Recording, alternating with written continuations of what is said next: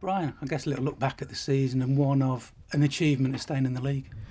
Yeah, at the end up from where we were in October, and I think you look back to 6 points adrift. Obviously, the situation we were in, I think we were all bitten off the hand to be where we ended up at the end of the season. And obviously, we went into the game on Sunday, feeling quite confident that there wouldn't be the 10-goal swing, but obviously we couldn't outwardly come out and say that. And Sunday was obviously a bit of a disappointing game, especially the first half for everybody, but at the end of the day we had a fantastic support there, almost 900 supporters as well. So you look back on the season and say, well, at least we stayed in the league and we can regroup.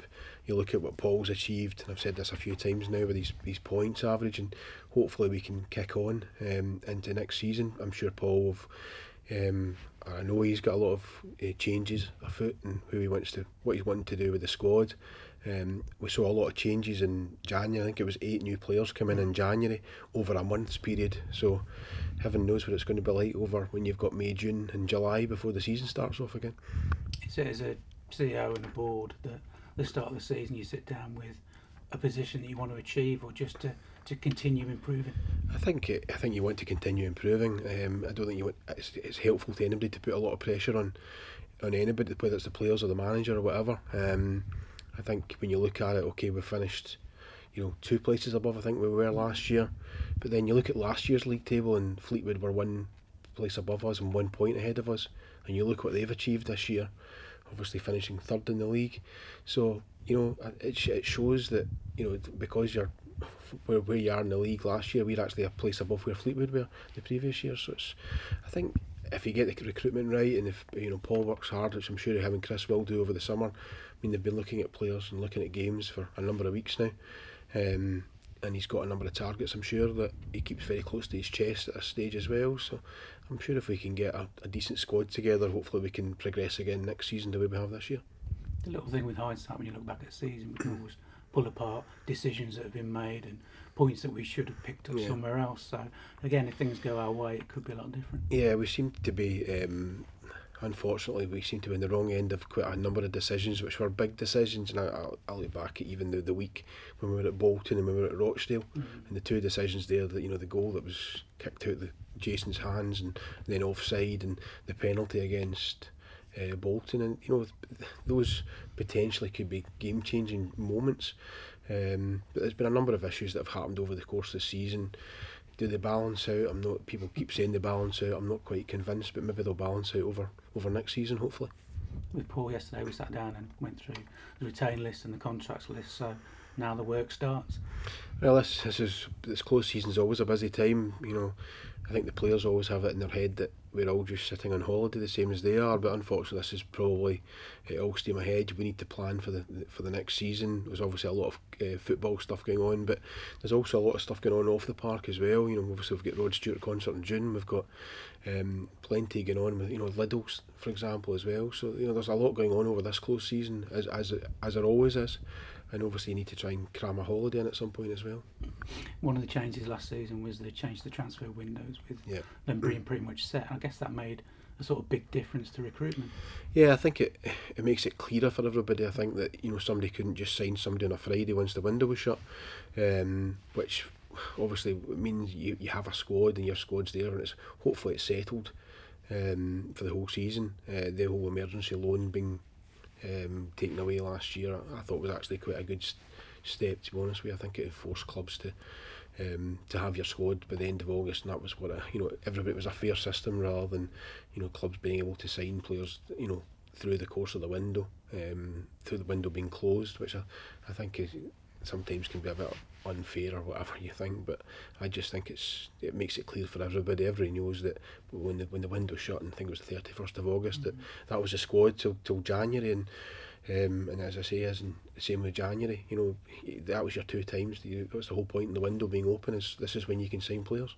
And I guess what I'm looking at is about who you've got in the squad, because I mean, it's shown with Joe Riley picking up an injury that even when the window's back open again, that picking up injuries can affect your recruitment for next year. Yeah, I mean that was probably one that, you know, poor Joe in the last game of the season to pick up that injury, which, you know, having been there and what it was right above it where it actually happened, it didn't seem like much, but, you know, for him to have such a serious injury like that and be out for 6 months probably, yeah, it must be a real blow to him. Not only has he got to work through his summer holidays now for rehab and get an operation, but, you know, obviously we all wish Joe a quick recovery, and hopefully he will come back sooner rather than later. It's obviously very disappointing for everybody at the club that, and especially for Joe as well, that he's got that he now needs to no pre-season, and he's got to obviously do rehab until he gets back training again. Season tickets, people still buying them, the numbers still going up, so it shows it's still a good deal. Yeah, no, there's certainly been a lot of people. Some people have missed the deadline, and we've been quite clear that, you know, the deadline was in place, and we've advertised it as much as we possibly could to get the message out. To be honest with you, I think 99% of people realised that the deadline was there, but despite that, you know, it's been good to see a number of people still buying season tickets, still feeling it's good value. You know, whether they've waited to make sure we were in League One before they've purchased it and thought, well, I'd rather pay a slightly bit more and still buy it because it's still good value once they knew that we were in League One. But the deadline, I think, is the 24th of June. By that time the fixtures are out as well, so, you know, hopefully that will continue and people can see that. Obviously, as Paul signs players as well, that will hopefully encourage more to come along, but we need to try and get as many people as we can to the stadium. One thing as well with the training ground, the work's still going on in the background, so I guess it's now about getting up and running in time for pre-season. Yeah, well, this is it. I mean, the sand slitting was done on the grass a couple of weeks ago now. I was out there, obviously, I think it was last week at some point, and to go out again this week. So, you know, we're quite happy with the progress of the actual grass, etc., and the surface, and the buildings coming on gradually.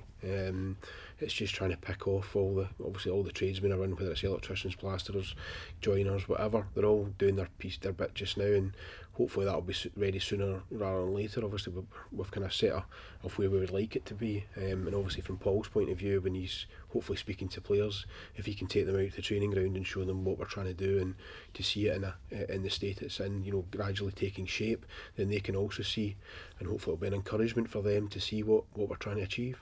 It'll be a big difference next season, won't it? With them based up there, the stadium will be a quieter place. It'll be brilliant. It will be brilliant.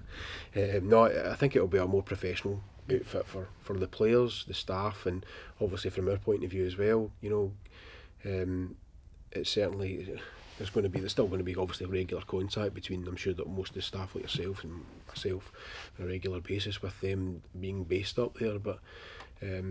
You know, it's an opportunity now for us to sell all the rooms and do more conferences and do more things, and that's what we need to try and do, is utilise the rooms and the space and try and continue to kick on. It won't really affect the daily running of the football club, but it will obviously be a big plus point for the football staff to all be based out there. So positives going forward.